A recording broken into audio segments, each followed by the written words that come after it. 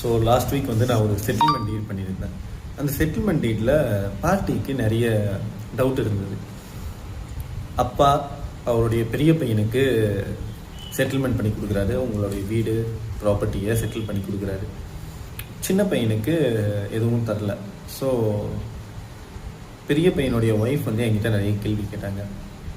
நாளைக்கு சின்ன பையன் ஏதாவது கேஸ் போட முடியுமா எங்கள் மேலே, அவர் இருக்கிற வரைக்கும் எந்த பிரச்சனையும் இல்லை, அவர் சமாளிச்சிருவார், அவர் தவறியதுக்கப்புறம் அவங்க எங்ககிட்ட ஏதாவது பிரச்சனை பண்ணுவாங்களா, அந்த ப்ராப்பர்ட்டியை என் பேருக்கு எழுதிக்கிட்டால் ஏதாவது ப்ராப்ளம் சால்வ் ஆகுமான்ற மாதிரி அவங்க நிறைய கேள்வி கேட்டாங்க.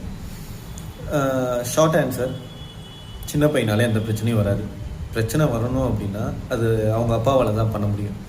அவங்க அப்பா நினச்சா அந்த கொடுத்த ப்ராப்பர்ட்டியை கேன்சல் பண்ணிவிட்டு, அந்த செட்டில்மெண்ட் டீடை கேன்சல் பண்ணிவிட்டு அதை ரிவோக் பண்ண முடியும். ரிஜிஸ்டர் ஆஃபீஸில் போய் எப்பயும் போல் ரிஜிஸ்டர் பண்ணுவாங்க. ஆனால் அதை கேன்சலும் பண்ண முடியும். அதுக்கான பவர் வந்து அவங்க அப்பாக்கிட்ட மட்டும்தான் இருக்குது.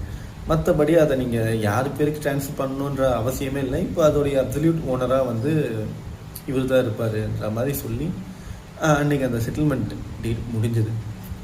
பட் இதில் தம்பியால் பிரச்சனை பண்ண முடியுமா அப்படின்ற கேள்வி ஏன் எப்போ வரும்னா, ஒருவேளை அது அவங்க அப்பாவுடைய ஆன்செஸ்டர் ப்ராப்பர்ட்டி இருக்கும்போது அந்த ப்ராப்ளம் வரலாம்.